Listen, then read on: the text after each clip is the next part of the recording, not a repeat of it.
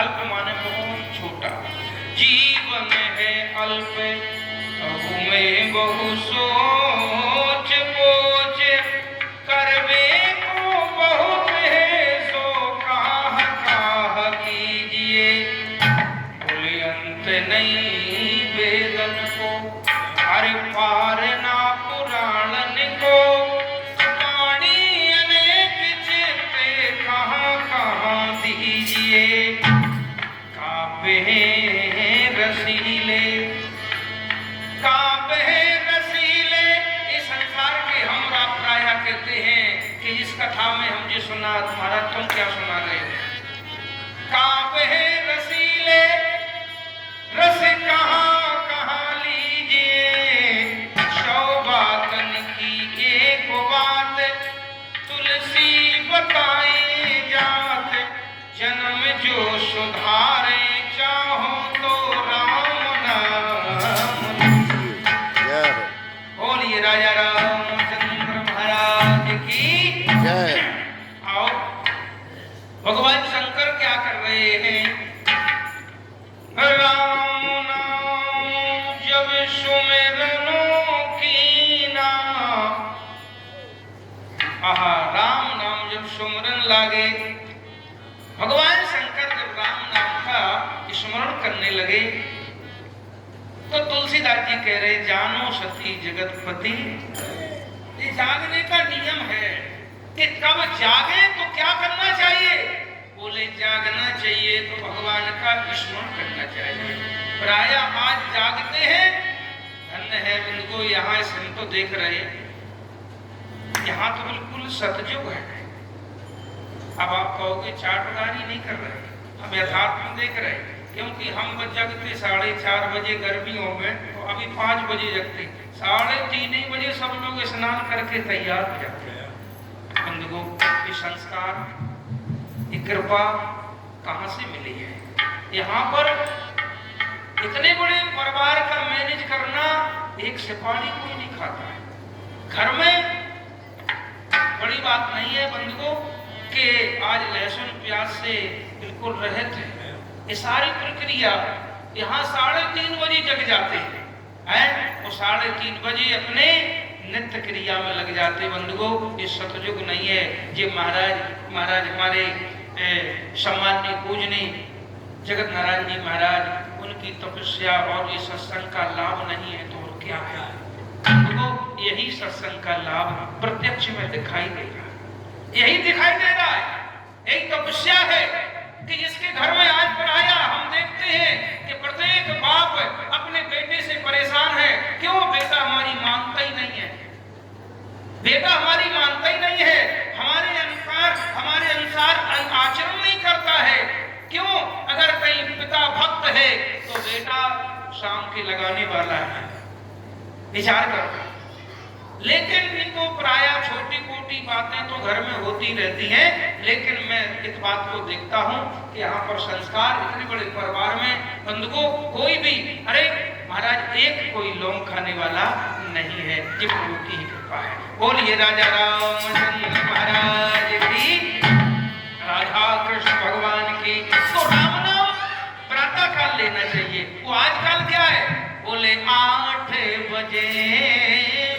पहले बात तो जगेंगे नहीं, वो जगे तो क्या करते हैं, बोले 8 बजे हर दूषण जागे और गुटका मसाला खोजन लागे।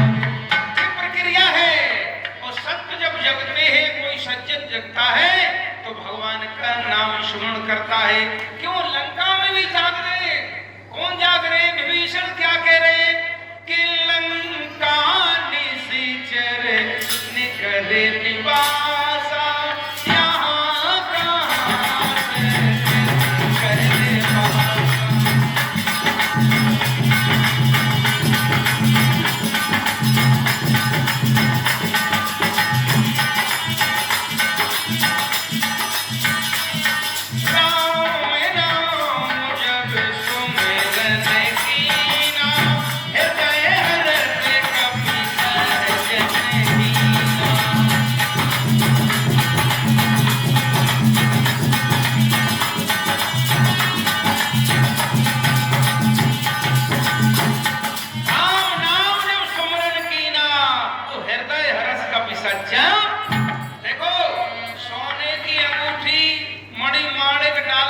सज्जन नहीं होंगे।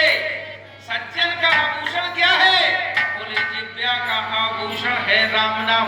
जो प्रातःकाल चारपाई पे बैठ के महाराज राम राम करता है वही सज्जन है। ये तुलसीदास जी कह रहे हमारे सनातन धर्म में है। बंधुओं, संतान हो जाए, पैसा हो जाए, गाड़ी बंगला हो जाए, ये सज्जन के लक्षण नहीं है। बंधुओं, ये तो आपके जीवन जीने के लिए हो सकते हैं, लेकिन जिब्या का आभूषण अगर कुछ है तो केवल राम नाम है। राम नाम के अलावा और कोई आभूषण नहीं है।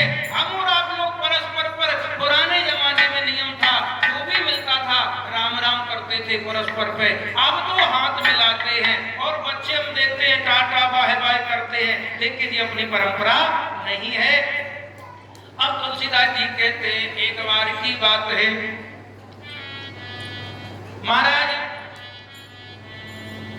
राजा दक्ष प्रजापति का चुनाव हुआ और उसमें राजा दक्ष प्रजापति को महाराज नियुक्त किया गया। और राजा दक्ष प्रजापति ऐसे वैसे नहीं थे, जानते हो, जितने चक्रवर्ती सम्राट, भाई भूमंडल में चक्रवर्ती सम्राट, भाई राजा तो होते हैं छोटे छोटे राज्यों के, लेकिन चक्रवर्ती सम्राट एक ही होता है। चक्रवर्ती सम्राट को जो सुख सुविधा मिलती है, चक्रवर्ती सम्राट को जो सुख सुविधा मिलती है उससे 100 गुना, जानते हो किसको मिलती है? बोले महाराज इंद्र को मिलती है 100 गुना। और 100 गुना महाराज जो सुख सुविधा इंद्र को मिलती है वो जाकर चक्रवर्ती महाराज क्या बोलते हैं, दक्ष प्रजापति। दक्ष प्रजापति ऐसे वैसे नहीं थे, सारी चीजों से लहस थे, इतना बड़ा पद था। जब देखा वहां सारे लोगों ने सम्मान किया, उठ के अभिवादन किया, लेकिन वहां पर विराजमान कौन थे? महाराज ब्रह्मा जी थे, विष्णु थे, शंकर थे। राजा दक्ष प्रजापति को सारे देवताओं ने उठ के सम्मान किया, उसका सुख नहीं देखा, लेकिन 3 लोग बैठे हुए हैं, उसका दुख का कारण हो गया। यही देखा, अच्छा ठीक है, ये तो हमारे पिता हैं ब्रह्मा, कोई बात नहीं है, पिता से बढ़कर कोई पद नहीं होता है। अरे पिता खड़े नहीं हुए तो कोई बात नहीं। और जी हमारे परदादा हैं, विष्णु भगवान तो परदादा हैं, नहीं खड़े हुए कोई बात नहीं है, लेकिन ये हमारा ससुर, अरे हमारा दमाद, महाराज जी हमारा दमाद नहीं उठ रहा है, इसको मैंने अपनी मृग लोचनी जैसी बेटी को, अरे महाराज इसके साथ में विवाह किया, और इसकी जो मुखाकृति है जी महाराज एक मरकट की तरह है। भगवान शंकर कितने गंभीर है बंधुओं। आज उसने कहां तक नहीं गालियां दी, कहां भस्मीभूत लगाने वाला, कहां पर राख लगाने वाला, ये जटाधारी, कितनी गालियां दी हैं, लेकिन भगवान शंकर सारे अपमान को, ये है जीवन में। तो आज किसी को देख लो, लड़ाई हो जाए तो समझ लेता है, लेकिन भगवान शंकर सारे अपमान के विष को पीते रहे। और उसी समय, जिस समय भगवान शंकर को अपशब्द बोल रहा था, तो जानते हो हंस कौन रहे थे? भृगु महाराज अपने महाराज दाढ़ी पर हाथ फेर रहे थे, हंस रहे थे, हाँ ठीक है ठीक है।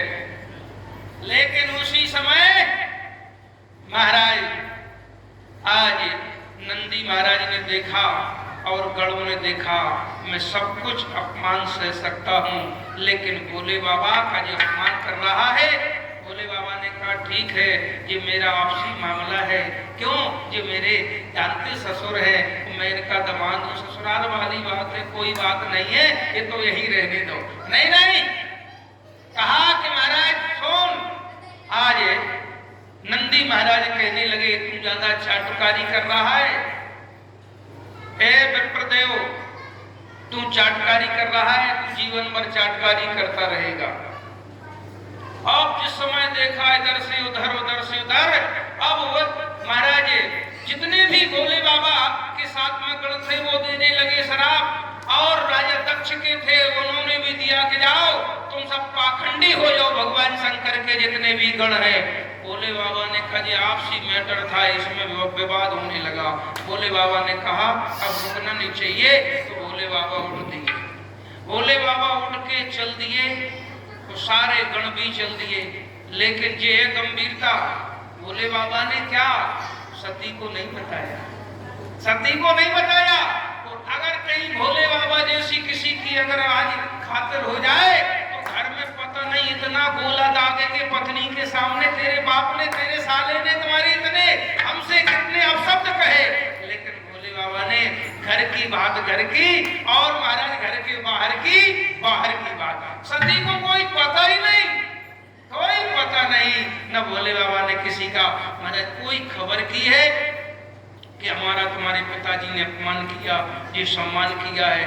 आज के जमाई पता कितनी लिस्ट खोल देते हैं, बेचारी पत्नी क्या करे भाई, ससुराल पक्ष की अगर किसी को अपमान कर रहे सम्मान कर रहे तो पत्नी क्या करे, लेकिन भोले बाबा ने घर की बात घर और बाहर की बात बाहर। एक दिन क्या हुआ, एक संत कह रहे थे कि अगर किसी की कोई महाराज जो प्रतिशोध की गांठ होती है उसको भूल जाना चाहिए। अगर प्रतिशोध की जो भावना बनी रहती है, वो गांठ बनी रहती है, तो वो गांठ जब बनी रहती है तो कैंसर के रूप में उभरती है। लेकिन भगवान शंकर ने महाराज दक्ष की बात को नजरअंदाज कर दिया, कोई बात को अंदर नहीं रखा, लेकिन दक्ष ने सोचा किसने मेरा अपमान किया है, तो राजा दक्ष ने कनखल में जाकर हरिद्वार में वाजपेयी नाम का एक यज्ञ करवाया। उसमें सारे देवताओं को आहूत किया, लेकिन प्रतिशोध की ज्वाला भड़क रही है। भगवान शंकर को कोई निमंत्रण नहीं दिया, लेकिन देवता भी बड़े बड़े भाई पौट पाई होते हैं, तो भाई जाना था। भगवान शंकर सती बैठी थी, लेकिन जब देवता जा रहे थे तो जरूरी है कि विमान, कोई ट्रैक तो था नहीं रेलवे का कि उधर ही से निकलना है, लेकिन कैलाश पर्वत के ऊपर ही से निकल रहे थे। जी क्या है, ये देवता भी जानते थे कि भगवान शंकर को निमंत्रण नहीं आया, लेकिन हम खबर लेके जा रहे हैं। तुलसीदास जी लिख रहे हैं, मारा सती बिलो के व्योम में विमाना, ओ चले जाते सो दर बेदना, सती बिलो के अरे व्योम में विमाना, चले जाते सो दर बेदना। और कौन जा रही है, तुलसीदास जी कह रहे सुर सुंदरी करई कल गाना, सुनत सवेचू मुनि ध्याना। स्त्रियां भी जा रही थी, सुर सुंदरी देवताओं की स्त्रियां जा रही थी। भगवान शंकर ने कहा क्या समस्या है, आज देवता निकल रहे हैं। देवताओं ने देखा, अच्छा देवताओं की स्त्रियों ने देखा, अरे सती तुम क्या कर रही हो? कुछ नहीं, यहाँ पर बैठे हैं पति के साथ में, कथा सुन रही हूँ, सत्संग सुन रही हूँ। अच्छा सत्संग सुन रही हूँ, लेकिन देखो अच्छा खासा सत्संग चल रहा था, लेकिन सत्संग में विघ्न डालने वाले कौन है? देवताओं की स्त्रियां हैं, सत्संग सुन रही हैं। तुम्हें पता नहीं है क्या तुम्हारे पिताजी के यहाँ, हम तो समझ रहे हैं कि तुम्हारे पिताजी के यहाँ पर यज्ञ हो रहा है, तो तुम्हें सबसे पहले पता होगा। अरे मुझे पता नहीं है, तुम्हें पता नहीं है? बोले हाँ।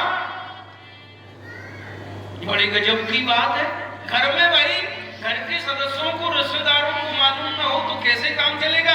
नहीं, सती ने कहा कि मुझे पता नहीं है। देवताओं ने भी देखा। भगवान शंकर बोले लगता है देवताओं के अंदर एक है जी बैरभाव बना रहता है, जब मालूम है कि हमारा घर खुद का मैटर है और उन्होंने मेरा अपमान कर दिया। सती को कोई पता नहीं था, लेकिन जी घर में आग लगाने का काम देवता क्यों कर रही है, ये सुंदरियां क्यों कर रही है?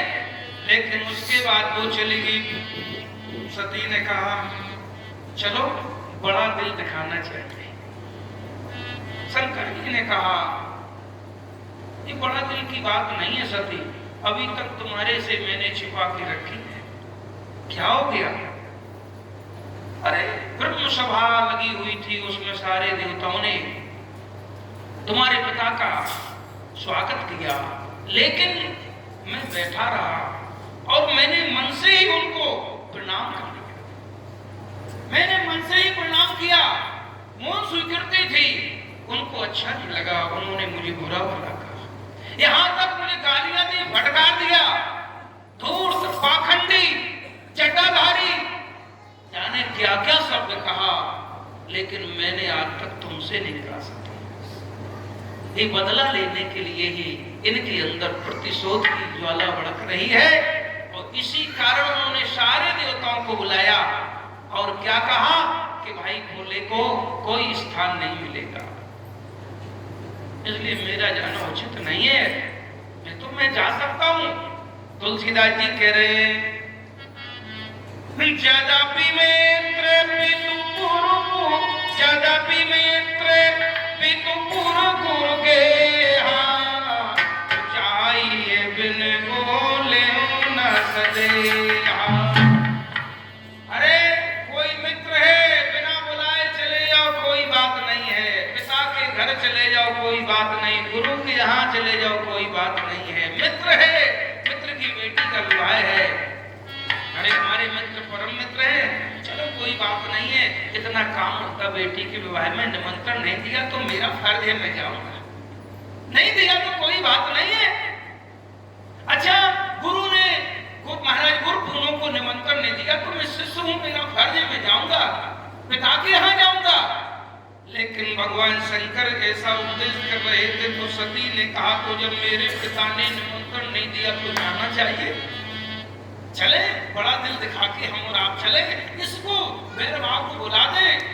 भगवान शंकर ने कहा देवी चलना तो चाहिए, लेकिन बोले लेकिन क्या है कि तदापि विरोधे अरे माने जहाँ कोई, तदापि विरोधे माने जहाँ कोई, तो तहाँ गए कल्याणे न होई, तहाँ गए कल्याणे न होई।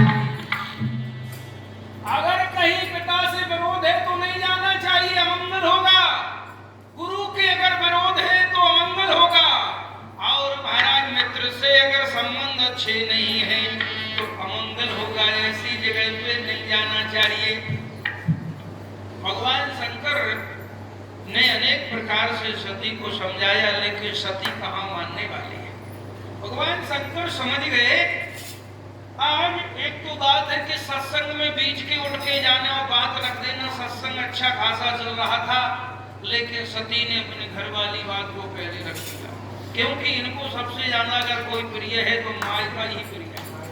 हाँ मायका ही है। हम देखते हैं बूढ़ी बूढ़ी माताएं हो जाती हैं और अगर कहीं 70 साल में पति से अगर कभी लड़ाई झगड़ा हुआ तो एक ही बात कहती है, सुनते हो? बोले क्या? बोले जब से हम अपने घर से तुम्हारे घर में आए, मतलब 70-75 की हो गई, नाती पंती वाली हो गई, बोले जब से अपने घर से तुम्हारे घर में आए तो रोटी हाथ पे हाथ रखे हमने सुखी से कभी नहीं खाई। मतलब इनका घर अभी तक नहीं हो पाया।